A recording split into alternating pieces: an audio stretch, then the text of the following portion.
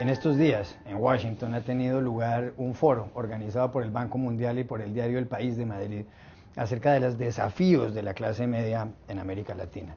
Y nadie mejor para hablar de ese tema que el secretario general iberoamericano, quien fuera presidente por 17 años del Banco Interamericano de Desarrollo, del BID, con sede en esta ciudad, el señor Enrique Iglesias.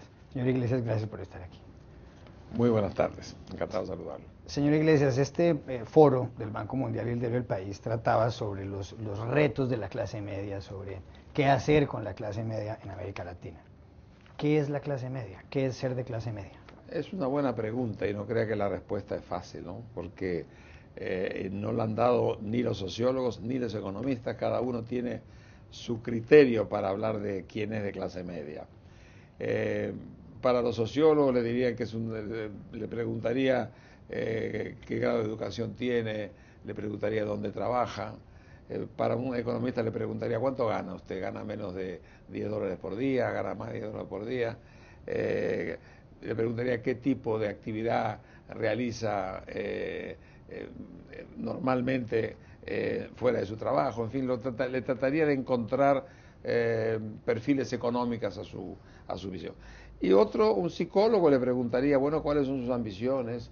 ¿Cuáles son sus creencias? ¿A qué aspira usted? Y seguramente habría alguien que le diría, bueno, usted va al shopping todos los sábados, compra en el shopping. Y todos esos serían de repente parte de gente de la clase media. Yo creo que todos sabemos más o menos de qué estamos hablando. Cuando vamos a definir nos encontramos con distintos tipos, pero lo cierto es que yo creo que el que sabía esto muy bien era Aristóteles, ¿no? Que dijo que, bueno, miren, en todas las veces hay una clase alta que detenta el poder y una clase baja que es muy pobre y otro que queda en el medio. Esa es la clase media. Esa es la clase media.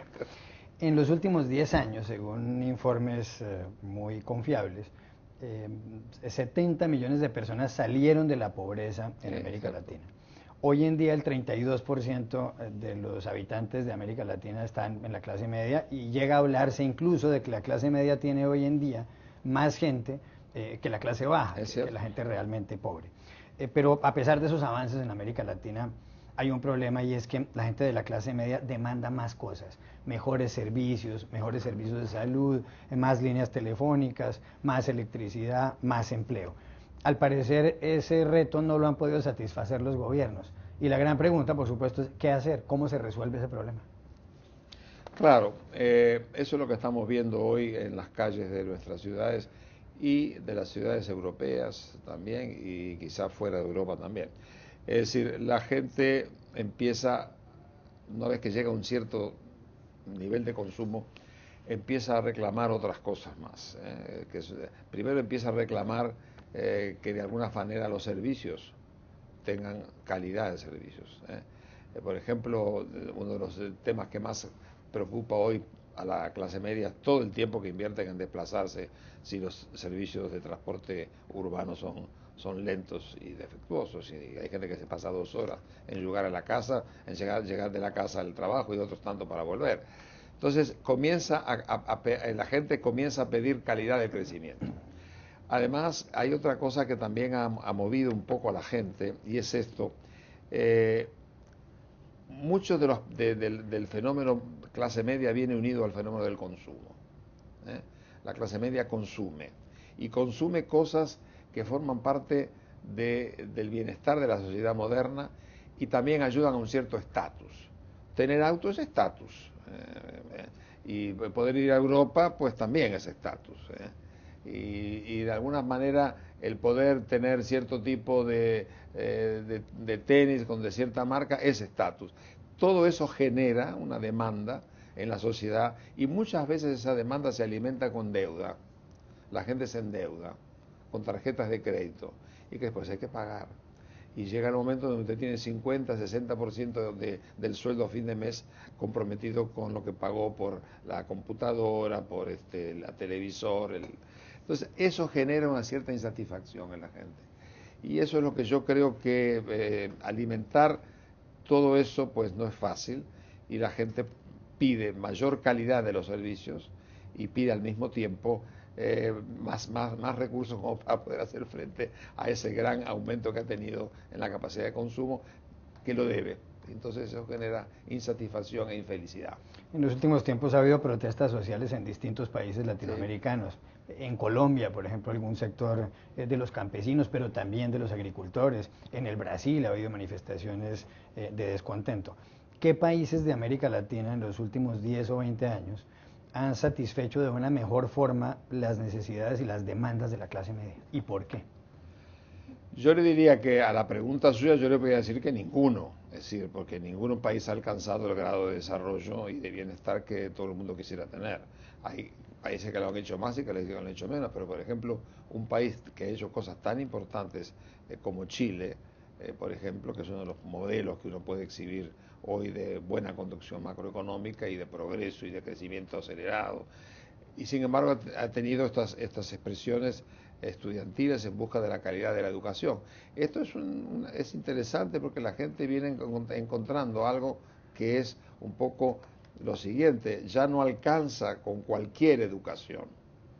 Hay que tener cierto tipo de educación de cierta calidad para poder competir en un mundo que además elige a aquellos que vienen de tal colegio con tal grado de formación, y eso hace que la gente se preocupe por ganar más conocimiento. Ya no alcanza con tener el certificado de que uno fue al liceo, hay que tener más cosas, y eso es lo que hace que la gente aspire al nivel de educación de calidad para poder realmente competir en el mundo que viene. La gente se da cuenta que esa mayor calidad le rinde luego el nivel de salario.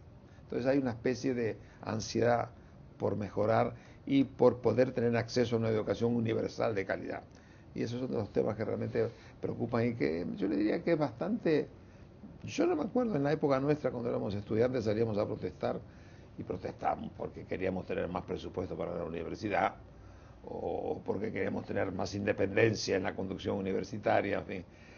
Pero manifestar para pedir mayor calidad ni se nos hubiera ocurrido. Este es un fenómeno de la sociedad moderna, sociedades que avanzan y comienzan a ingresar en áreas más sofisticadas de la demanda, donde realmente tener una educación de calidad es importante. Y lo que no se puede aceptar fácilmente por la gran masa es que solamente la gente pudiente, que puede mandar a los hijos a centros conocidos y prestigiosos, o los puede mandar al exterior, tengan esa posibilidad. Y eso hace que de alguna manera aspiren a tenerlo a través de este mecanismo de aspirar a una educación universal y de mayor calidad. Señor Iglesias, quien lo sucedió a usted en la presidencia del BID fue el colombiano Luis Alberto Moreno. Y él, en un libro que escribió recientemente y en muchos discursos, ha llamado esta década, básicamente lo que va del año 2010 al 2020, la década de América Latina. Por supuesto, ha dicho que es una década muy favorable y muy positiva para la región. Sin embargo, hace muy pocos días, 3 o 4, el Fondo Monetario Internacional ha dicho que la economía latinoamericana en este año 2013 crecerá menos de lo previsto, 3 o 4 décimas menos de lo previsto. ¿Se le fue la mano en optimismo a Luis Alberto Moreno? ¿Se les ha ido la mano a los economistas que anunciaron eso? No, mire, yo creo que ha hecho bien el presidente Moreno en estimular momentos en donde realmente América Latina hizo muchas cosas bien. Es decir, la década pasada fue una década donde nos fue muy bien desde el punto de vista del comercio internacional, porque apareció China comprando y levantó los precios de todos los productos básicos, y eso nos facilitó mucho las cosas. Pero también es cierto que América Latina administró bien la macroeconomía, aprendimos con muchos errores a manejar la macroeconomía mucho mejor. No ha sido solo un mérito de afuera, sino también de adentro. Vencimos la inflación, bajamos la pobreza, y aparenta todo como que estamos realmente en un camino bastante promisorio. Creo que eso continúa, pero no estamos solos, estamos en un clima internacional y lo que pase afuera nos influye inevitablemente. Y eso, desde luego, nadie esperaba la crisis del 2007-2008 o el tema de Lehman Brothers. Vivimos en un mundo interconectado, y yo le diría más. Yo que he estado muchos años en este tipo de actividades, nunca tuve tan clara el contagio, cómo el contagio internacional nos ha afectado. Entonces todo eso condiciona el hecho de que aquel éxito durara o no más tiempo de lo necesario. Yo creo que América Latina ha hecho cosas importantes, creo que está en mucho mejor condición que estaba, pero no llegamos a la tierra prometida, tenemos que todavía hacer muchas cosas, pero hoy estamos en mejor capacidad que nunca para hacerlo. Por ejemplo, ¿cuándo íbamos a tener nosotros 750.000 millones de dólares de reservas en América Latina? Y hoy los tenemos. Entonces, como le digo, yo creo que es importante, además en esos cargos hay que estimular a la región. Pero la realidad es que la región no está sola, depende mucho también de lo que pase afuera. A propósito de entorno internacional, aquí en Estados Unidos en los últimos días ha estado cerrado parcialmente el Sí. gobierno federal, cosa que no pasa prácticamente en ningún país latinoamericano. Suena un poco vergonzoso, la verdad, por una parte. Y por otra parte, no han llegado a un acuerdo en la oposición republicana con la Casa Blanca del presidente Barack Obama para aumentar el techo de la deuda de este país y el límite para hacerlo es el 17 de octubre. Si se aumenta el techo de la deuda, Estados Unidos puede endeudarse hasta por 16,7 billones de dólares, es decir, millones de dólares en español. ¿Qué podría pasar en caso de que no se alcance un acuerdo entre la Casa Blanca y los republicanos que controlan la Cámara de Representantes en las economías latinoamericanas? Nadie lo sabe muy bien, ni nadie le podría dar a usted una respuesta muy clara de qué pasaría. Lo más probable es que hubiera problemas con el crédito internacional, lo más probable es que tuviéramos impacto sobre las tasas de interés, y afectarían los mercados cambiarios. ¿En qué proporción, en qué dimensión? Yo creo que nadie le podría decir exactamente, porque nunca hemos tenido una situación similar, que sería inédita. Lo que le diría que no es bueno. No es bueno porque eso ya no está, deprimiría las bolsas, deprimiría el crecimiento en que empezó a funcionar la economía de los Estados Unidos y habría por tanto una zangadilla al progreso de la región y al progreso del mundo. Yo creo que sería una cosa muy lamentable y como usted dice nadie lo entiende. A veces a mí me preguntan a usted qué piensa en mí, yo no sé, yo no puedo entender cómo el país líder del mundo en materia económica y política de cierta manera no se ponga de acuerdo en resolver ese tema. Es bastante difícil de entender. Finalmente, el próximo día 18 de octubre y el 19 también en Ciudad de Panamá tendrá lugar una nueva cumbre iberoamericana. Usted siempre es uno de los protagonistas de estas reuniones. ¿Sirven esas cumbres para algo? Mire, yo creo que es importante, va a ser la cumbre número 23 que se realiza. ¿No le llama la atención de que 22 países que comparten historia, lenguas y tradiciones, pero nada más, aquí no hay ningún tratado comercial que nos una? Hay movimientos de inversiones, movimientos de gente, que se ha mantenido todos los años 23 cumbres, casi cuarto siglo. Yo creo que eso, ¿qué quiere decir? Hay una realidad iberoamericana.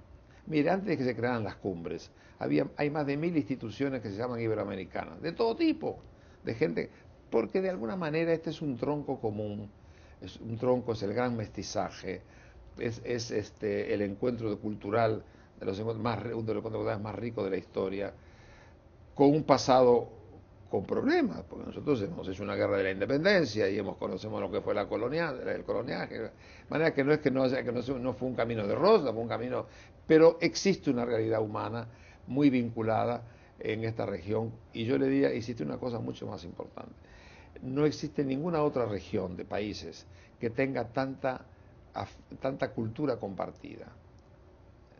Para mí lo cultural es lo más importante de Iberoamérica, que parte de las dos lenguas dominantes y ese gran mestizaje que es hoy América Latina. Entonces, eso existe, es una realidad. Entonces, fomentar eso con instrumentos que permitan descubrir dentro de esa realidad social, económica e histórica, descubrir qué se puede hacer juntos para beneficiarnos todos es muy importante. Me parece a mí. Es decir, se justifica. ¿Sustituye esto a alguna otra cosa? No. ¿Compite esto con CELAC o con la OEA? No.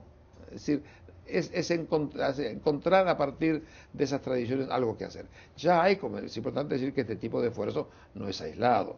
Existió el Commonwealth británico en torno a la lengua inglesa, existe la francofonía en torno a la lengua francesa y existe la lusofonía en la lengua portuguesa. Nosotros somos el cuarto grupo que tiene ese tipo de unidad. Yo creo que vale la pena trabajar, ver qué se puede hacer en lo económico. O sea, hay muchas cosas que España es un gran inversionista en este momento en América Latina. ¿Y por qué no podría ser América Latina un gran inversionista en empresas españolas? se están invirtiendo hoy en día las multilatinas en todas partes del mundo y ya hay empresas. ¿Por qué no podemos hacer industrias culturales conjuntas? ¿Por qué no podemos seguir potenciando las experiencias sociales que tenemos en todo nuestro país? En fin, yo creo que esto es una experiencia que vale la pena mantener. Hemos tenido un gran líder que ha sido el rey de España, un hombre que es muy iberoamericano, muy latinoamericano, y por tanto yo espero que, a mí me tocó trabajar estos 8 años de creación de la Secretaría, yo espero que siga, porque vale la pena.